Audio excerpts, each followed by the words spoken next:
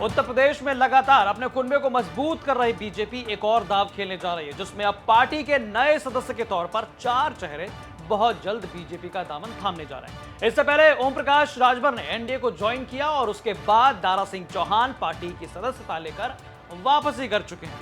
अब इसी क्रम में विपक्ष के 4 और नाम जुड़ने जा रहे हैं, जिनको लेकर पार्टी सूत्रों से यह दावा किया गया कि आने वाली 24 जुलाई यानी कि कल ये पार्टी का दामन थाम सकेंगे।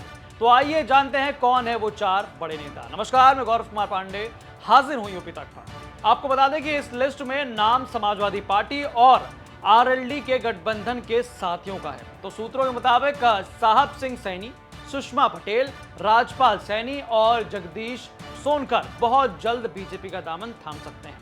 अखिलेश सरकार में कैबिनेट मंत्री रहे साहब सिंह सैनी पश्चिमी उत्तर प्रदेश से आते हैं और इनको लेकर के बीजेपी में पहले ही चर्चा जोरों पर थी कि ये अगले हफ्ते बीजेपी का दामन थाम सकते हैं, जिसको लेकर इन्होंने तैयारी भी शुरू कर दी थी। बीजेपी की सेंधमारी सपा के सहयोगी दल आरएलडी में भी शुरू हो चुकी है। इस कड़ी में दूसरा नाम आरएलडी के नेता और बसपा से सांसद रह चुके राजपाल सैनी का है। सैनी 2022 में आरएलडी के सिंबल पर खतौली विधानसभा से चुनाव लड़ चुके हैं, जहां उन्हें हार का सामना करना पड़ा था।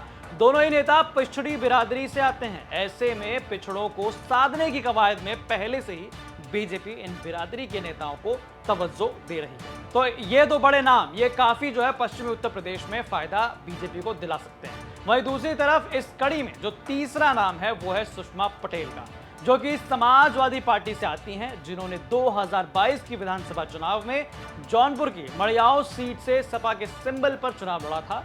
जौनपुर की मुंगरा बादशाहपुर से बसपा की विधायक रहीं। सुषमा पटेल इससे पहले बसपा की नेता थी, जो कि 2020 में हुए राज्यसभा चुनाव में बसपा की बगावत के बाद समाजवादी पार्टी का दामन थाम लिया था इन्होंने। पूर्वांचल में कुर्मी वोट को साधने के लिए पटेल की बीजेपी में मौजूदगी उसे और मजबूत करेगी। वहीं 2019 में जौनपुर सीट पर बीजेपी को हार का सामना भी करना पड़ा था। पिछड़ों के बाद बीजेपी की अगली कोशिश वो दलित बिरादरी में पैठ बनाने की है, जिसके लिए पार्टी में सपा नेता जगदीश सोनकर की शामिल होने की चर्चा जोरों पर है।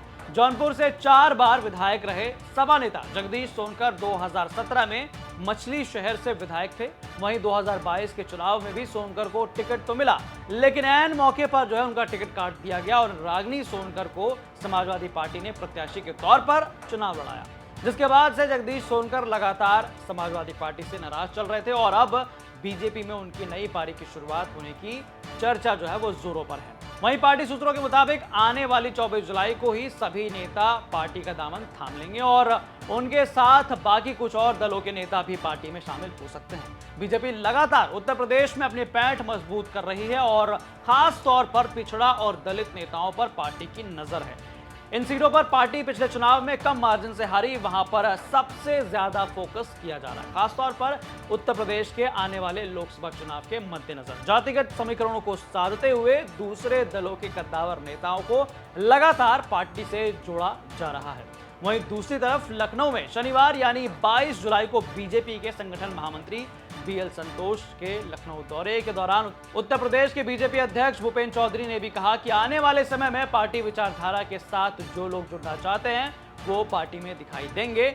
जहां तक ज्वाइनिंग की बात है तो इसका फैसला केंद्रीय नेतृत्व करता है, लेकिन उत्तर प्रदेश के सभी नेताओं का पार्टी में स्वागत है, जो योगी और मोदी के काम करने के तरीके के साथ बीजेपी की किताब विचारधारा के साथ जुड़ना चाहता है। तो भैया तमाम कोशिश कर रही है बीजेपी की किसी प्रकार से 2024 का लोकसभा चुनाव वो उनके हाथ से ना जाए, और वहीं विपक्षी नेताओं के पार्टी में भी सेंधमारी कर रही है कि जो नेता आना चाहता है बीजेपी में, जो कि बीजेपी की जो सोच है उसके साथ अगर जुड़कर काम करना चाहता है, तो उनके लिए दरवाजे खुले हुए हैं। तो ये रिपोर्ट आपको कैसी लगी हमें कमेंट करके जरूर बताएं। बाकी तमाम अपडेट्स के लिए आप पढ़िए यूपी तक की वेबसाइट, जिसका लिंक वो डिस्क्रिप्शन बॉक्स में दिया गया। और तमाम ऐसे वीडियोस और अपडेट्स देखने के लिए आप देखते रहें यूपी तक। धन्यवाद।